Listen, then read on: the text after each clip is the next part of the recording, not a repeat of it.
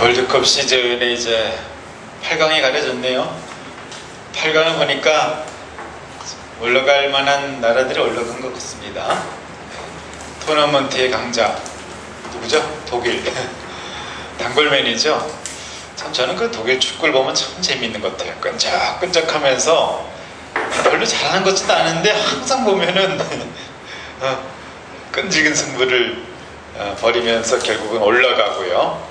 그래서 그런 이야기가 붙었죠. 토너먼트의 강자다. 항상 빠지지 않습니다. 프랑스, 그렇죠? 네덜란드, 아르헨티나, 브라질. 그래서 지금 이제 돌풍을 일으킨 팀도 한 팀 또 나오죠. 코스타리카. 어떤 사람들이 이제 코스타리카를 보니까 2002년에 한국 같다. 한국 축구는 항상 보면은 조금 이제 부족하니까 많이 뛰잖아요. 그다음에 스피드를 자랑하는데 그게 없었죠. 그리고 또 어디 나라 걸러왔죠? 유럽에 하여튼 유럽하고 남미 쪽 이렇게 큰 대별이 되었죠. 아프리카 팀은 못 올랐죠. 아시아하고 아프리카는 없고요. 우리 책임론이 일고 있죠. 그래서 홍 감독 사퇴해야 되는 거 아니냐.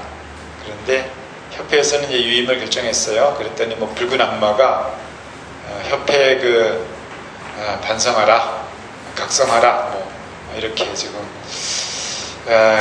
월드컵 16강 탈락 이후에 후폭풍이 있습니다. 그게 이제 잘못을 논한다면은 참 여러 가지 생각해 볼 수가 있죠. 우리 이제 홍 감독도 사실은 좀 실력을 갖춘 어떤 국내파를 써야 됐던 거 아니냐. 이제 끝나고 나니까 이런 얘기 있는 거죠.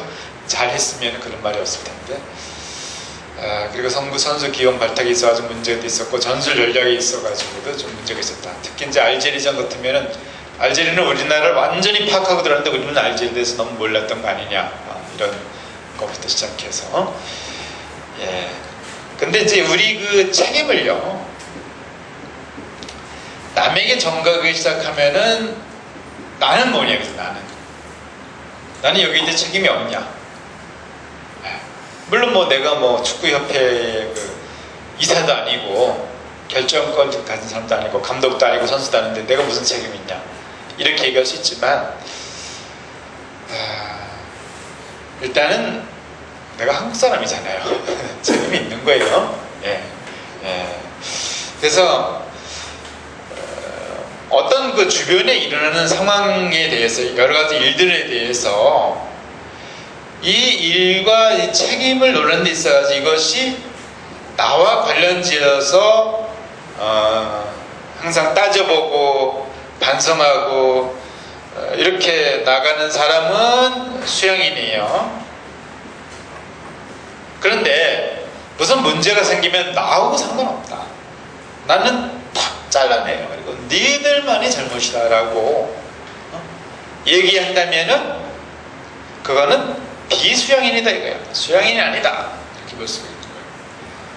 최소한 물론 이제 홍 감독 이렇게 축구협회 이렇게 비판할 수 있지만 그러면은 자 나한테 책임을 물는다면은 내가 이렇게 볼 수 있죠. 내 책임도 있다. 뭔데? 내가 뭔 책임했어? 이렇게 물을 수가 있는 거예요. 당신 말이야. 우리나라에서 K리그 열릴 때 운동장에 한번 가봤어? 이러면은 안 가봤는데 그럼 말하지 마. 그렇죠.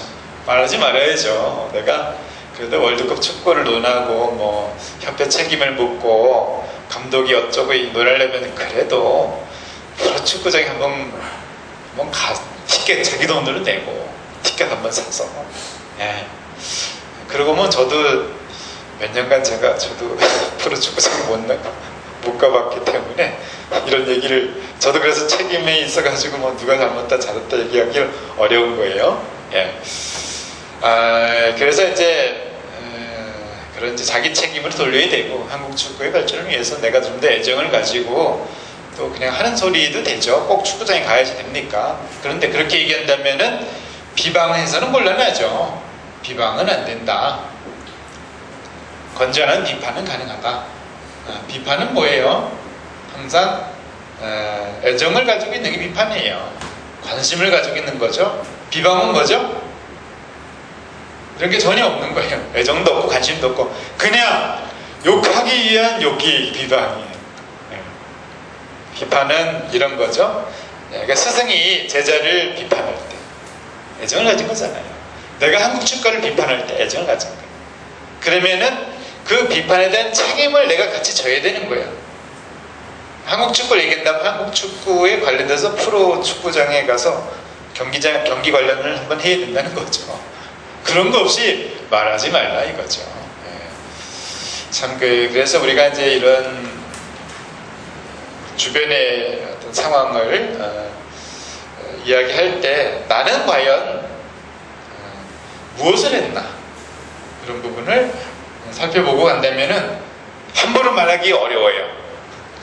그런데 나를 살펴보지 않으니까 말은 쉽죠 언제나. 그런 거고요. 뭐 축구뿐만 아니라 우리가 살다 보면은 내가 예를 들어서 우리가 이제 이 생활인 우리 선생님들이 같이 수양하고 그러잖아요. 그러다 보면 불편한 것도 많이 있잖아요. 그럴 때 쟤는 왜 저래? 쟤 때문에 내가 못 살겠어 하기 이전에 혹시라도 내가 그러한 문제를 일으킨 건 아닌가 이렇게 한번 생각을 해봐야죠. 만일 내가 어떤 일에 대해 자꾸 불평을 하고 있다면은 그건 어떤 뜻이냐면은 내가 할 일을 안 하고만 있는 거예요. 소위 내떡썰기라는 거. 한석봉 어머니처럼 석봉을 가르치기 위해서 떡을 열심히 만들고 떡을 썰고 팔고 이랬잖아요. 본분이 일이 있어요. 자기가 어디서나 이거를 안 하고 이거를 하면은 불평할 시간이 없어요. 근데 이런 걸 안 하면은 불평이 많아지는 거죠. 실제로 보면은 이 불평을 하는 사람들의 공통된 특징이 자기 할 일을 안 해요. 자기 할 바. 여기에 대한 책임을 지지 않습니다. 이런 분들이 항상 불평을 합니다. 왜냐하면은 일을 안 하니까 시간이 많잖아요. 시간이 남아도니까 그 시간으로 남의 잘못 보는 것이 바로 불평이에요. 그래서 우리가 이제 우리 수양을 하는 수양인들은 불평을 삼가자. 이제 우리 공자님의 이 말씀도 그런데 초점이 맞춰져 있는 거예요.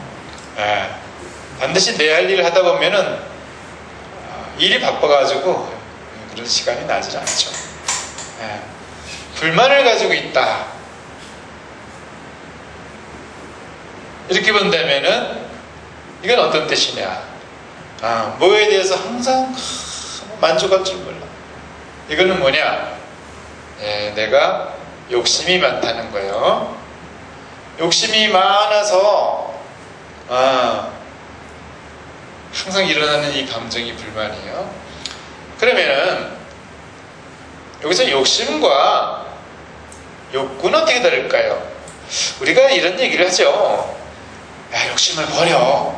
이렇게 이야기를 한 반면에 또 한편으로는 욕심을 좀 내봐. 사람이 욕심을 좀 가지고 있어야지. 헷갈리는 거예요. 그래서 이제 저는 이렇게 얘기합니다. 욕심과 욕구를 좀 우리가 구별하자. 욕심은 뭐냐? 실적보다 내 능력보다 더 많이 요구하는 게 바로 욕심이에요. 바라는 게 많은 거야. 요구 상황이 많은 거란 말이야. 요구 상황이 커. 실적 능력보다. 우리 유현진 선수가 제가 그 현진이 팬인데 현진이가 경기에 있으면 아침에 일찍 일어나서 그 경기를 보기도 하고 그렇습니다. 어제도 제가 현진이가 새벽에 공을 던지다니까 새벽에 그냥 눈이 뜨네. 좀 볼까 했더니 7회까지 3대2로 승리를 눈앞에 두고 넘겨줬는데 8회에서 바로 그냥 초치더라고요. 그 다른 선수가. 그 전에 그 선수가 그 하멜인가? 누가 잘 모르겠어. 6게임 실점 없다고 얘기하더라고. 그래서 내가 그 말 듣고 나서 오늘 그럼 실점 하겠네. 6게임 7게임 계속 6이닝 7이닝 실점 안 하기 어렵잖아요. 보통 9이닝에 아무리 훌륭한 투수도 1실점 2실점 하잖아요. 야, 불안하다 했는데 역시 그래서 방화했습니다. 불펜 엔진이 날려버렸어요. 자, 그런데 우리 그 유현진 선수의 연봉이 그 6년에 얼마죠? 3,600만 달러인가 그래요? 아마 그렇죠? 예. 맞나?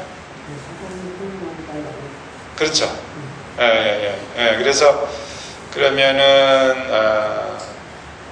그렇죠. 세금 빼고 그러면은 1년에 한 60억 원 정도 되는 거죠, 그죠? 60억 원 정도 세금 빼면 30억 원 번다고 봐야죠, 맞죠? 세금 한 40-50% 떨어지니까. 추신 선수는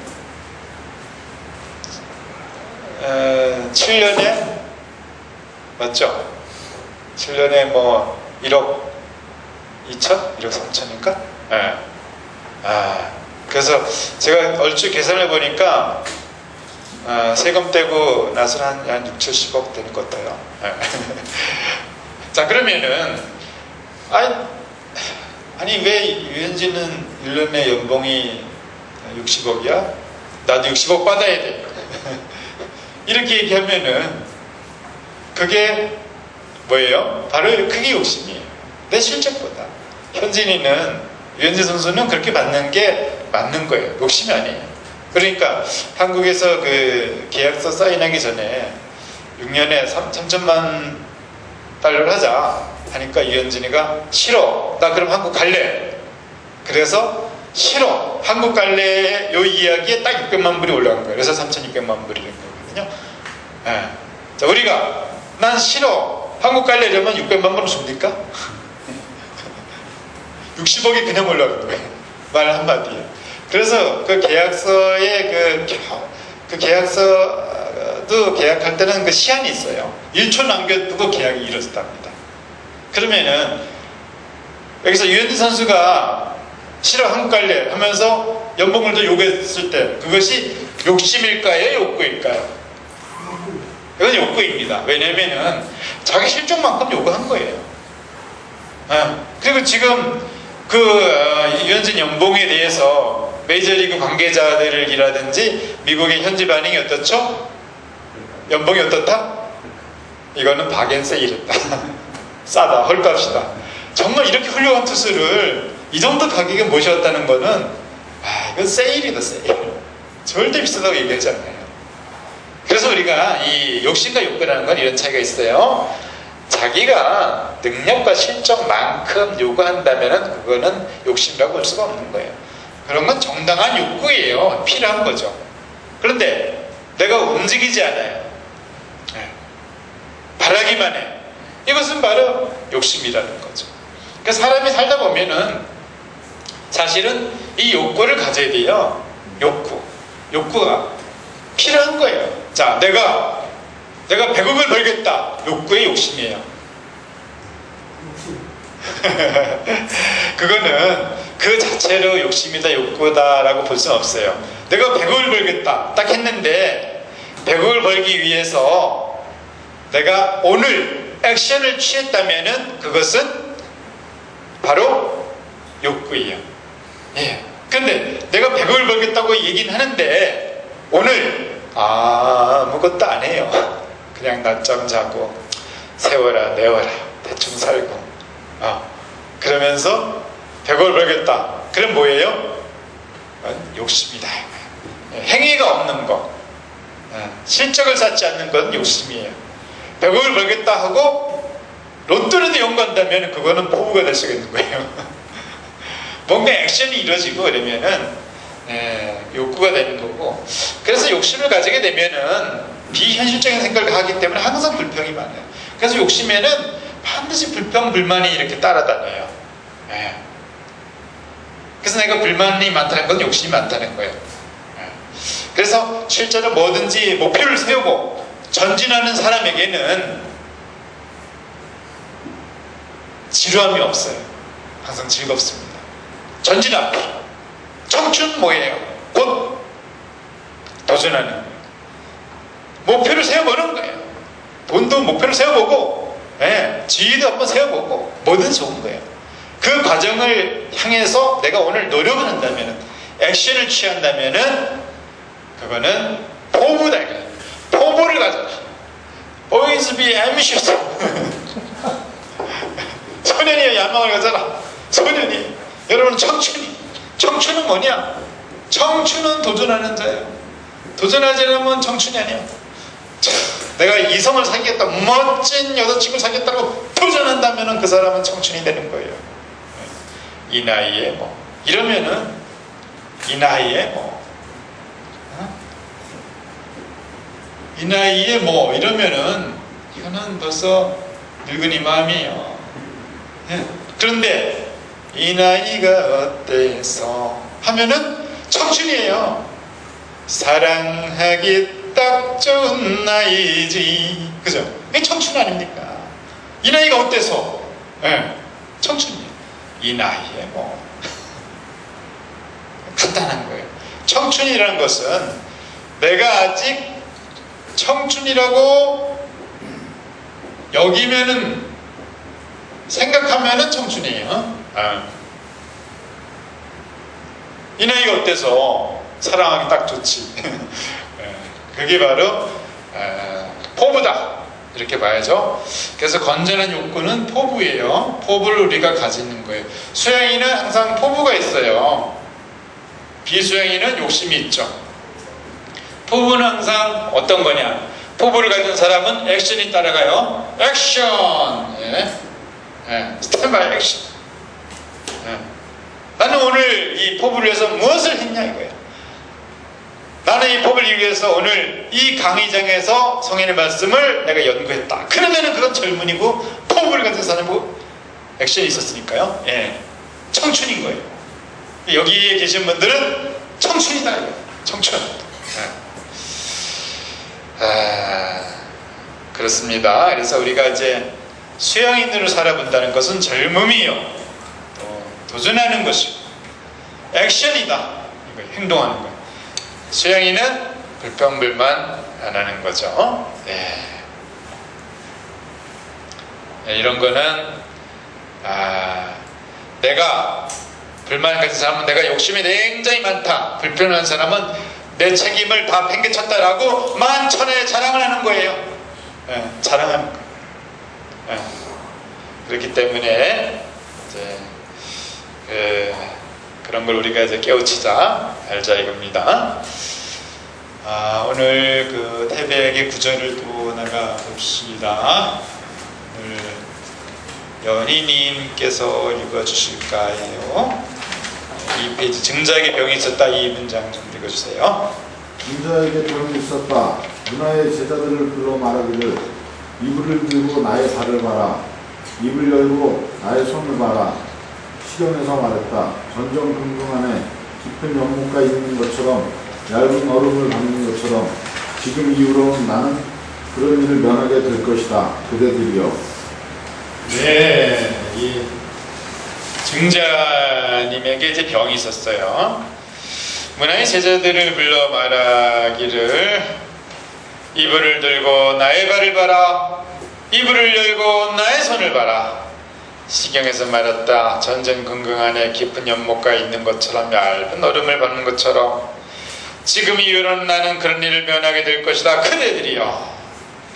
증자님은 그 효경을 지었다 하죠. 그리고 효의 아주 그 시조죠. 효의 대부죠. 효하면은 증자님이에요. 효하면은 공자님보다 증자님이에요.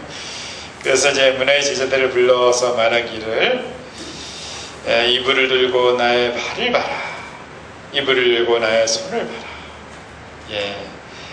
전전긍긍 안에 깊은 연못가 있는 것처럼, 얇은 얼음을 밟는 것처럼. 전전긍긍이라는 것은 조심하는 거죠. 삼가 조심하는 거예요. 항상 정성스럽게 사는 거예요. 내가 언제 어느 순간에 나쁜 습관이 나올지 모르니까 항상 좋은 긴장감을 유지하는 거죠. 그래서 내 발을 봐라, 내 손을 봐라, 어떠느냐. 그러니까 제자들이 증자님의 발을 보고 손을 보니까 아주 깨끗해요. 상처 하나 없어요. 그렇게 나이가 들고 돌아가실 때가 됐는데도 불구하고 손발이 깨끗하거든요. 이게 뭐냐? 부모님이 주신, 하늘에 주신 이 몸을 내가 잘 썼다는 얘기예요. 잘 썼다. 그리고 이제 내가 그렇게 조심조심 살았는데 이제 내가 죽게 되면은 나는 그런 일을 면하게 될 것이다. 이제 내가 죽으니까 더 이상 내가 이 부모님이 주신 이 손발을 애써 이렇게 조심조심 간직할 필요가 없지 않느냐. 이제는 하늘이 내 수명이 다했음을 알고 하늘께서 이제 주신 몸을 자연에 내가 이제 갖다 주니까 네가 더 이상 관리하지 않아도 되는 거 아니냐. 이런 이제 철학을 가지신 거죠. 그리고 그것을 몸소 실천하셨기 때문에 보여주는 것이 이제 정말 힘이 있는 거죠. 말만 하는 것이 아니라 내가 이렇게 살았노라. 월드컵은 경험을 쌓는 자리가 아니에요. 우리 표스트라다무스가 얘기했습니다.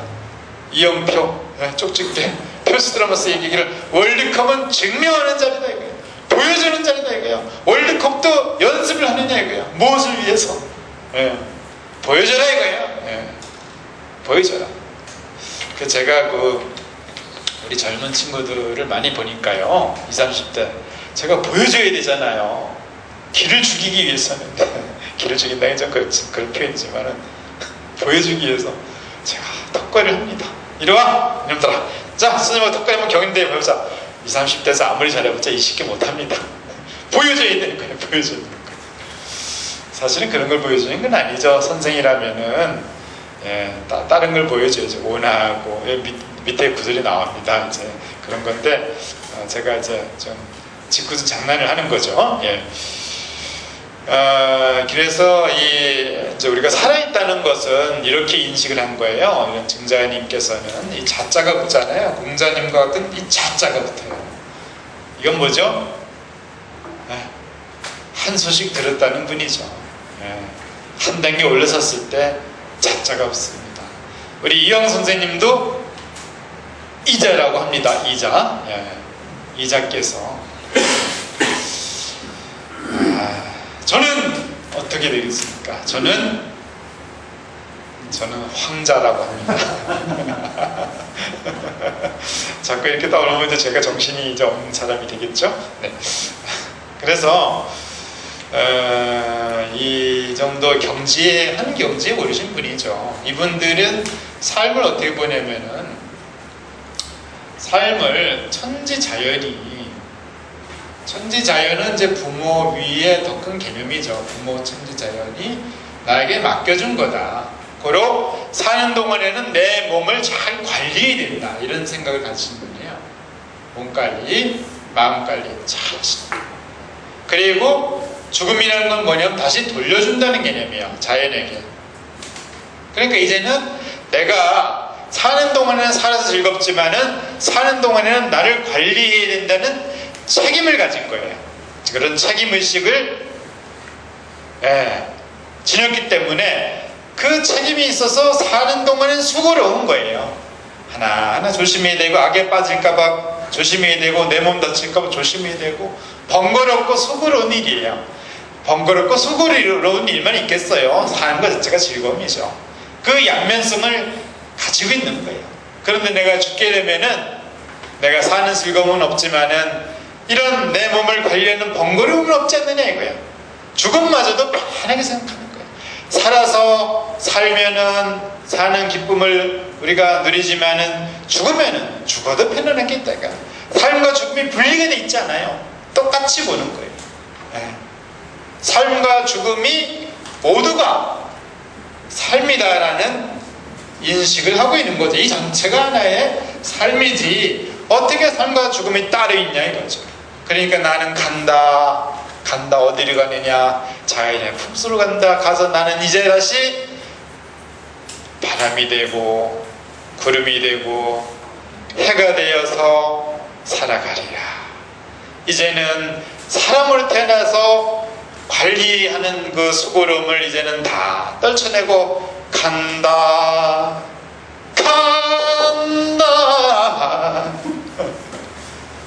나는 간다. 가는 게 뭐 그렇게 전혀 이렇게 뭐 이 집착이 없어요. 가는 데 대해서 하나다 이거예요. 하나다. 그래서 이 공자님의 그 제자 또 공자님들은 삶과 죽음에 대해서 죽으면 어떡하죠? 죽음이 심각하잖아요. 이런 개념이 없었던 거예요. 왜냐하면 죽음이 삶이고 삶이 죽음인데 뭐가 문제냐 이거예요. 삶은 여름이요 죽음은 겨울이라. 겨울과 여름이 잘못된 게 있겠냐.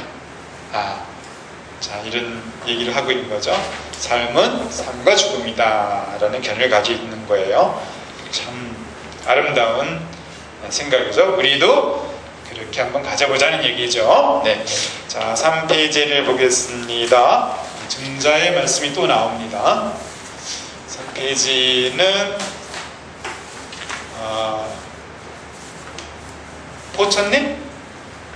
포천님께서 읽어주실까요? 네. 증자에게 병이 있었다. 맹경자가 그를 증명했다. 증자가 말하기를 해가 장차 죽으려 할 때에는 그 울음이 애잔합니다. 사람이 장차 죽으려 할 때에는 그 말은 선하게 되죠. 증자가 귀하게 여기는 놈은 셋이 있는데 얼굴 표정을 지을 때는 곧 포악하고 거만함을 멀리하고 안색을 바르게 할 때에는 곧 믿음에 가깝도록 하고 말과 기색을 표할 때는 곧 비루함과 살의 어긋남을 멀리하는 것입니다. 제사 지내는 일 같은 것은 담당 관리가 있으니 무슨 문제이요? 예, 증자에게 병이 있었다고 계속 나오죠. 그래서 맹경자가 또 문병을 했어요. 증자가 말하기를 참 이 돌아가시기 전에 선생들은 많은 그 가르침을 줍니다. 그게 돌아가실 때가 되면 또 제자들이 자꾸 찾아와요. 저도 제자들이 좀 있는데 잘 안 찾아옵니다. 왜냐면 아직 제가 돌아가실 때가 안 됐잖아요. 제가 나이가 많이 들고 돌아가실 때가 되면 막 문전에 막 끓습니다. 왜냐하면은 스승님이 뭐 건강하시고 저렇게 살아계신데 내가 언제라도 찾아가면 되지 이러니까 안 찾아옵니다. 그럼 이제 오늘 내일 헉헉거리고 그러면은 이제 언제 보겠냐, 한 말씀 들으러 가자. 또 이렇게 돌아가시기 전에 또 엑기스를 많이 내놓으십니다. 참 제자들이요 참 순진무구해요. 지금 스승님은 아파서 지금 죽을 지경인데 가서 한 가지쯤씩 자꾸 달라고 합니다. 그런데 스승님은 또 전혀 개의치를 않아요. 상관없이 또 가르치시는 거예요.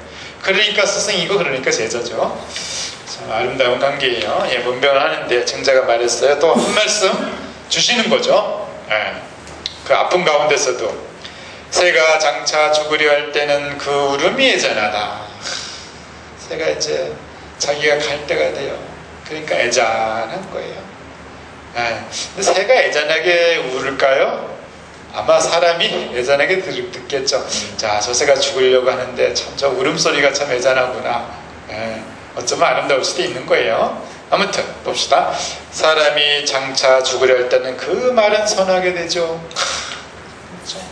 자, 죽을 때는 이제 어떻게 되느냐? 내가 죽을 때는 내려놔야 되잖아요. 내려놔야 되고 꼭 가져갈 게 없잖아요. 죽을 때 내가 은행에 내가 저금해둔 30억 저걸 가져가야 되는데 가져가지고 옥황상제 어떻게 좀 만나서 찔러주면서 좀 좋은 데 좀 보내달라고 해야 될 텐데 아니면 거기 통용이 안 되잖아요. 가져갈 도리가 없네. 그러니까 어떻게 되겠습니까? 선해진다는 거죠. 내가 돈, 명예, 자존심 이런 거 내세우면서 살다 보니까 이게 악해지는 거 아니에요? 그거 지키려고 악해지는 거고, 그거 지키고 있는데 누가 나에게 딴소리 하게 되면 또 성질내서 또 악해지고, 그런데 가져갈 수가 없다는 걸 딱 아는 순간 헛되고 헛되도다 부질 없는 짓이었구나 하면서 떨궈진단 말이에요. 그러니까 주장하지 않아요. 누가 나한테 뭐라 그래도 내가 싸우지 않습니다. 선해지는 거죠. 선이라는 게 뭐겠어요? 훨씬 마음이 비워지는 게 선 아니겠습니까? 죽을 때가 되면은 편안해져요. 그래서 임종을 앞둔 사람들을 또 설문조사해본 사람이 있어요. 참 짓궂어요. 남 죽어가는데 또 설문을 합니다. 당신 마음이 어떠냐? 당신 기분이 어떠냐? 이렇게 해서 몇백 명을 조사해보니까 죽어가는 사람, 죽음을 앞둔 사람들이 하는 이야기가, 그 설문지 중에 하나예요. 당신이 후회하는 일이 있냐? 하고 싶은 일이 있냐? 하니까 하는 이야기가, 내가 왜 이렇게 심하게 했는지 모르겠다. 그 사람에게, 가까운 사람에게 왜 이렇게 심하게 대했는지, 내가 조금 더 양보할 수 있었고 조금 더 사랑해 줄 수 있었는데 내가 심했다. 이런 얘기들을 많이 한다는 거죠. 죽을 때가 되면. 자기를 돌아보면서. 그래서 선해진다고 얘기하고 있습니다. 내일 우리가 만약에 죽을 것 같다면은 오늘 탐할 게 뭐 있겠어요? 오늘 탐했던 것을 내일도 가져가고 내년도 가져가고 100년도 가져가고 1000년 가져갈 것 같은 생각 때문에 우리가 자꾸 모으려 하고 있는 거냐. 명예 모으고 재물 모으고 자존심 모으고. 그런데 때가 되면은 제 이제 그 선생님께서 돌아가시기 전에 시를 쓰셨어요. 그러는데 또 제가 그 선생님의 그 사모님도 뵙고 그랬는데 7개월 동안 투병을 하셨는데 사모님이 보시기에 또 그 선생님이 말씀하시기에 이런 말씀하셨죠. 지난 7개월이 내 인생에 있어가지고 가장 행복한 순간이었다.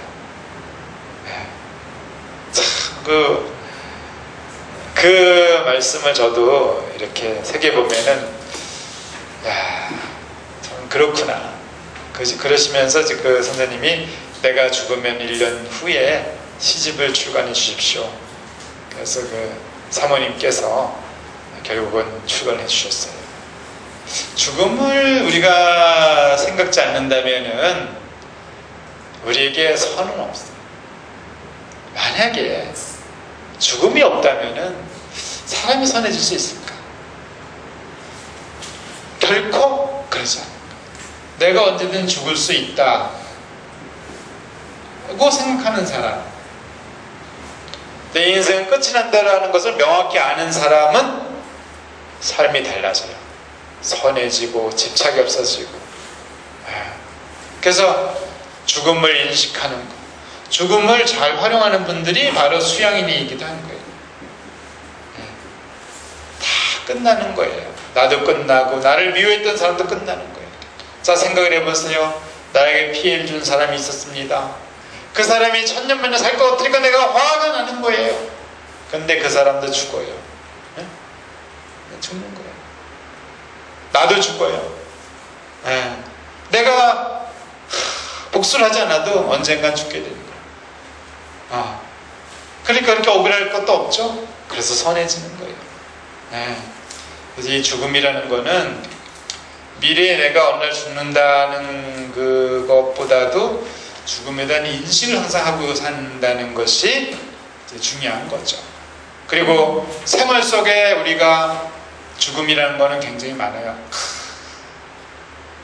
이야, 내가 오늘 맛있는 반찬을 먹었어, 맛있는 음식 먹었어. 그랬더니 와, 죽여준다. 나를 죽여주는 거예요. 그런 표현들. 또 축구 시즌인데 기가 막히게 환상의 발리골 치긴다 그러잖아요. 지긴다.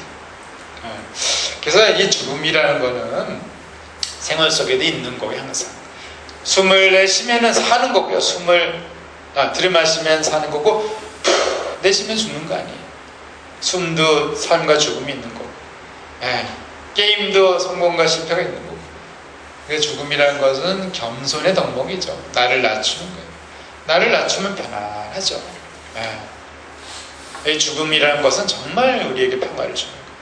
다 끝난다는 것만큼 아름다운 것이 어디 있어요. 내가 이렇게 일어났던 업적도 끝나지만은 내가 쌓았던 죄도 끝나는 거 아니에요? 죽음이라는 거는 이렇게 아름다운 게 어디 있겠어요? 예. 이 죽음을 생각하게 되면은 도가 통하는 거예요. 언제든지 죽을 수 있다는 거. 그렇게 죽음이 있어야지 삶이 빛난다고 볼 수 있겠죠. 그래서 선하게 된다. 군자가 귀하게 여기는 돈 셋이 있는데 얼굴 표정을 지을 때는 곧 포악하고 거만함을 멀리하고, 예, 이렇게 지었습니다. 여기 이제 원문에 보면은요, 동용모, 사원, 폭만의 이렇게 씁니다. 예, 얼굴 표정을 지을 때는 포악하고 거만함을 멀리하라. 우리 그 심성개발인의 세 가지 덕목이 있어요. 제가 이것을 보고 결정했는지 아니면 제 스스로 명상을 통해서 얻었는지 모르지만은 똑같습니다. 이걸 읽어보니까 제가 그 하나는 뭐냐면은 이거예요.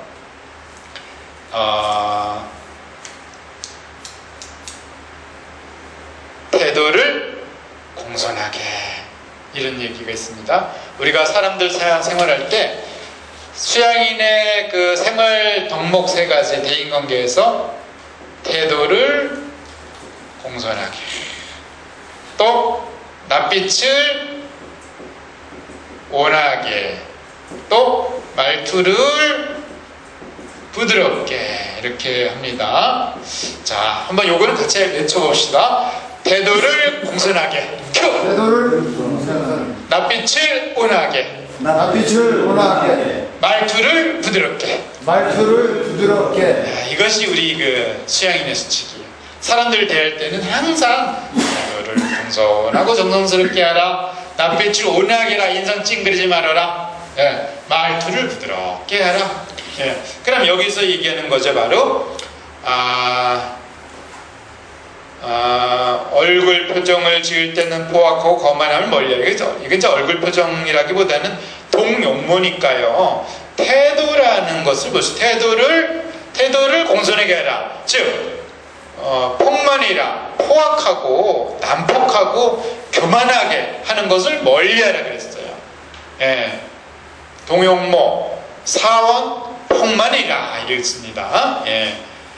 그 다음에 정안색, 이게 바로 안색을 바르게 하라 이거죠. 그럴 때는 믿음에 가깝도록 하라. 자, 낯빛을 온화하게 하라는 얘기예요. 정안색. 낯빛을 온화하게 하면 어떻습니까? 다른 사람이 나를 믿게 되는 거예요. 어떻게 믿느냐? 낯빛이 온화하니까 저 사람이 나를 안 때린다, 나를 공격하지 않는다라고 믿고 나하고 교류를 할 수 있는 거예요. 그런데 낯빛이 뭔가 공격적이야. 그러면 방어하죠. 절대 안 만나려 한다는 거예요. 믿음을 주라는 거죠. 저 사람하고는 사귀어도 괜찮겠구나, 저 사람하고는 말할 수 있겠구나. 믿음을 주는 방법이 뭐냐면 낯빛을 온화하게다, 정안색이다. 정안색. 그래서 사근신의 됐습니다. 믿음을 이렇게 줘라 이거죠. 또 하나가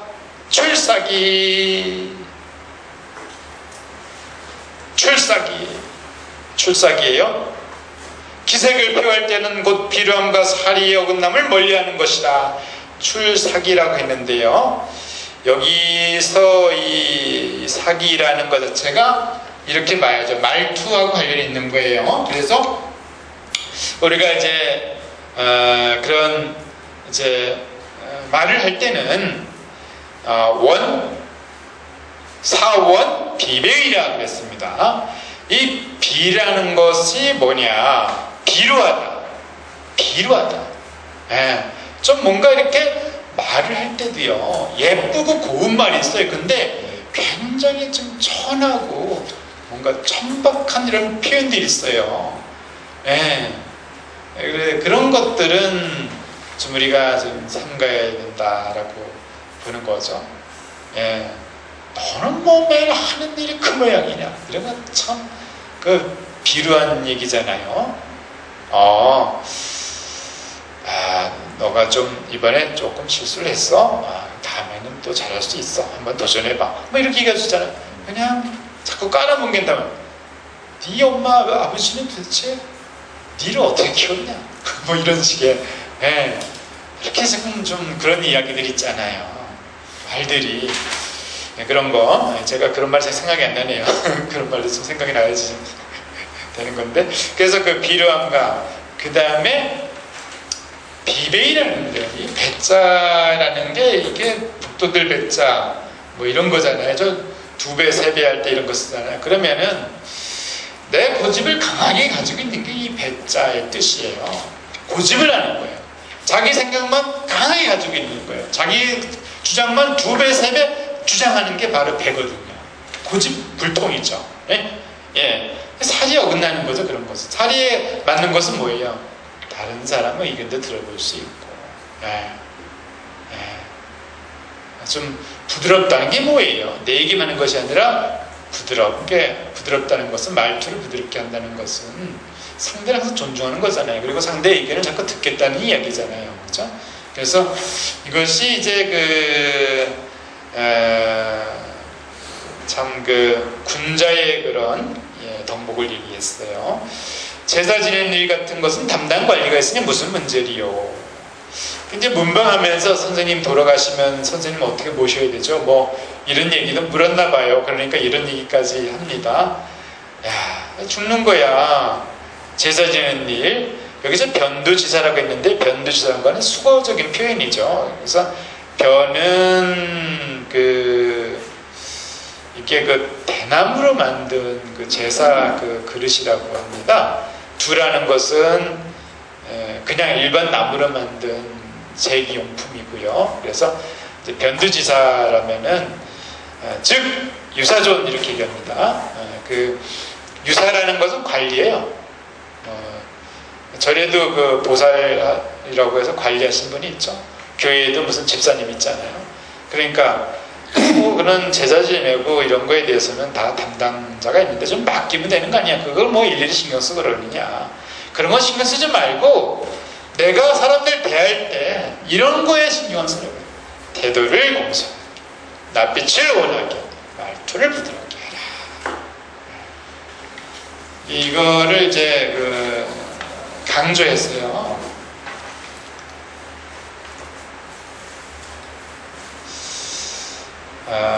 이 정약용 선생께서 이 아들에게 편지 쓸 때 이거를 제가 정확한지 모르겠네요. 삼재다 표현했을 거예요. 그래서 3가지 아주 엄숙하고 잘 지켜야 될 것들을 이거를 응용해 가지고 정약용 선생이 아들에게 생활 지침으로 알려줬어요. 정약용 선생이 집안이 굉장하죠. 어떤 왕실에서도요 9대 연속 같은 벼슬을 했다 그래요. 뭐 그런 정도로 하나의 요즘으로 말하는 명문가인데 이 모함을 쓰고 대역죄인이 됐죠. 그래서 가까이 있으면 아들을 가르쳐야 된다. 18년 동안 떨어져 있었던 거예요. 그래서 이 아들을 어떻게든 가르칠까 고민하다가 항상 편지를 써주신 거죠.